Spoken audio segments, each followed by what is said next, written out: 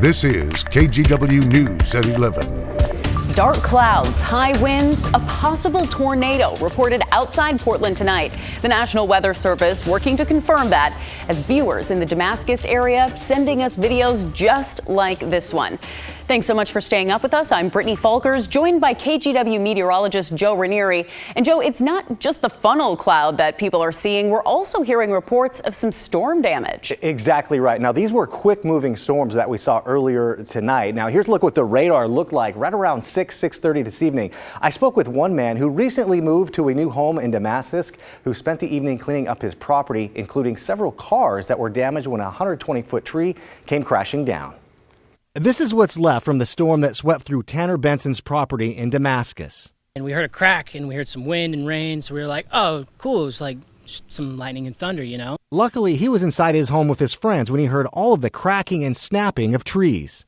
We look outside and we go on my deck and we look up and there's just this huge tornado like coming down. And so we're like, oh God, get in the house, get in the house. Just a few minutes later, he walked outside and saw all of this. Cars he just bought in hopes of fixing up and reselling were smashed by trees. Just bought like 3 nice cars last night. And those are the 3 cars that the tree smashed on. So now I'm kind of devastated. Benson says he has never heard the screaming of wind like he heard on Saturday night. The wind was just insane. It was just powerful, like pure power. Reports of a funnel cloud were also reported in Boring and Happy Valley. Take a look at this video that shows how wide the storm was. As Benson looks around his property now, he's just glad his home that he was renovating wasn't damaged, or was his prized possession, his 1972 Chevy Nova that was sitting across those cars he just bought. The National Weather Service will send a team to check out the damage tomorrow to see if it was a possible tornado that touched down earlier tonight. Brittany? We will be waiting for that answer. All right, thanks so much, Joe. We'll check back with Inya. Scary and it's sad.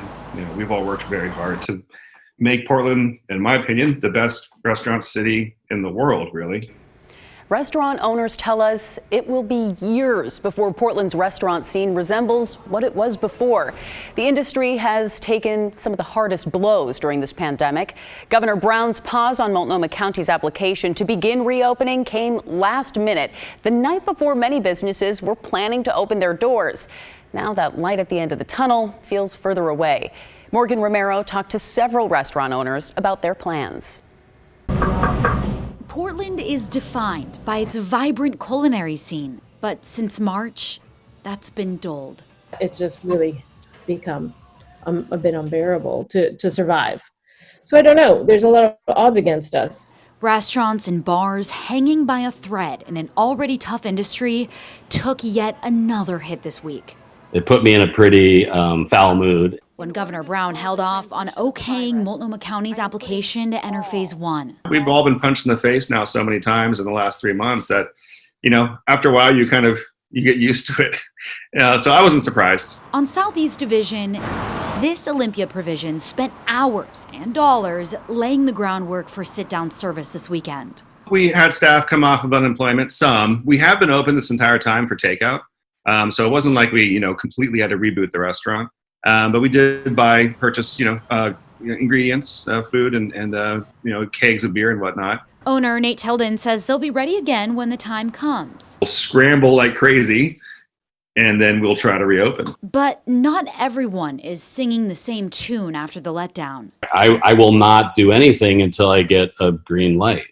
I'm not going to prepare. County leaders said things looked promising, so Ned Ludd took reservations. He, ordered product up for that, started prepping for that probably on Tuesday. And brought back staff who felt comfortable and safe returning. But what we have been faced with now is getting, guns ablazing and everybody excited about reopening and getting public interest and getting really the only real revenue stream for us.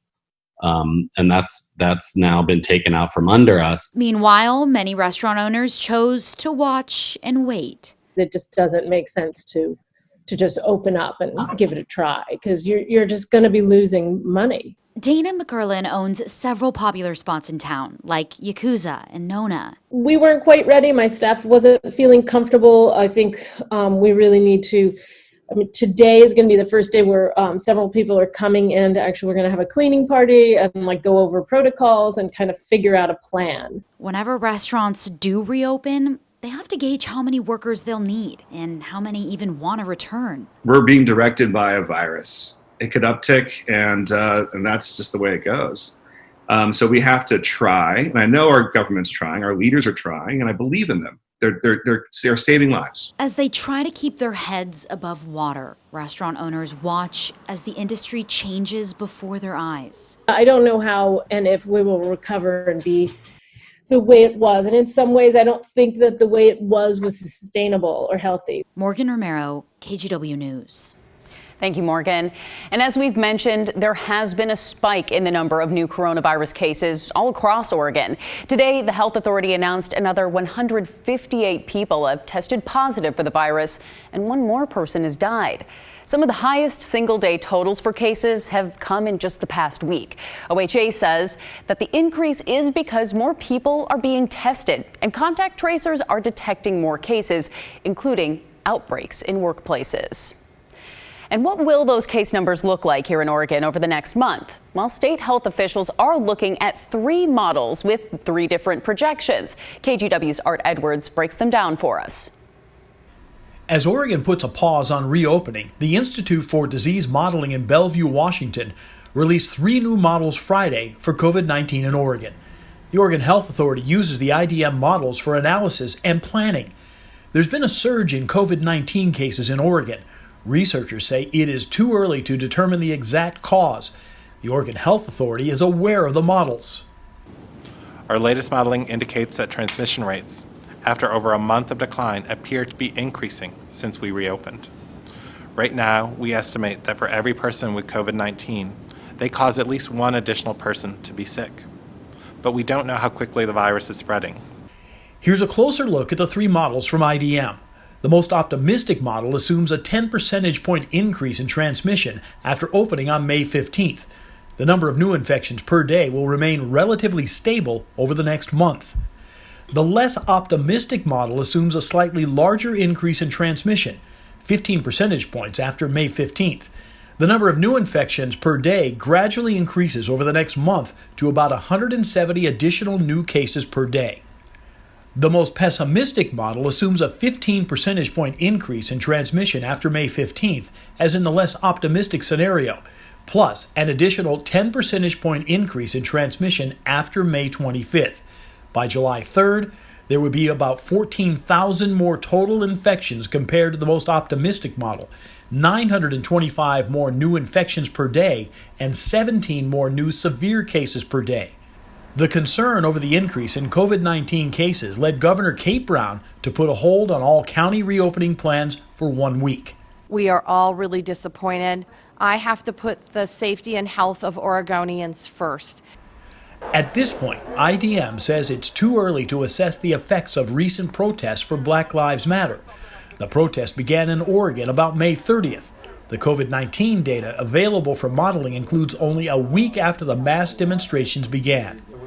Art Edwards, KGW News. We saw another day of protests here in Portland. Hundreds continue to show up each day to fight for justice and racial equality. The small group of cyclists near Irving Park showed their support with signs attached to their bikes. And later, we saw another large crowd gather again at Revolution Hall on the east side before hitting the street and marching to the Cleveland Community Field. And this here is a live look near the Justice Center tonight, where several hundred people gathered once again. Police already declared this a civil disturbance, asking people to leave the downtown area. From this view, it looks fairly quiet. We will keep you updated on what happens tonight. An Atlanta police officer has been fired following the deadly shooting of a black man outside a Wendy's last night. A second officer was placed on administrative leave, and earlier today, the chief resigned. The Georgia Bureau of Investigation says 27-year-old Rayshard Brooks failed a field sobriety test and was shot during a struggle involving a taser as officers attempted to take him into custody. Protesters have been gathering near the restaurant since the shooting took place. Well, back here at home on Monday, the Tigard Tualatin School Board approved a resolution condemning racism and committing to being an anti-racist district. So what exactly does that mean, and what will be the difference? Christelle Kumwe spoke to the board chair to find out. Monkey, cotton picker, and slave. These are the words that I have been called in the hallway, during class, in the library, at a football game, by my fellow classmates. Student stories like this one from a junior at Tigard High School, paired with nationwide protests calling for an end to systemic racism, prompted the Tigard Tualatin School Board to take action. Maureen Wolf, board chair. We are not getting where we need to be, given the voices that we heard Monday night. During a virtual board work session Monday, the school board approved a resolution condemning racism and committing to being an anti-racist district. Current policies address bullying and harassment, social media harassment, but this is saying it's not enough. It's not working. Wolf says the heart of the resolution was to be specific in language and see action. Step 1, creating a hate speech policy. This really pushes the envelope further to say no. What are you going to say to call it out? And then that next step is, so how do you operationalize that in our schools so that students know that it is defined in policy and it is going to be executed in our schools. Work on the policy starts this summer, but what does it mean to really execute it in district schools? So that is work that I wish I could give you all those answers, Christelle, but I can't. That has to be work as a collective with our students. A second piece of the resolution was around curriculum. Do I see all our students, as I turn the pages of that curriculum, reflected in this? Are we identifying pieces that really celebrate all cultures? And I think those are the pieces that, yes, we do that, but is it enough? Wolf says a lot of work lies ahead, but she's ready to take on the challenges. These students are just ready to share their stories and be brutally honest with us.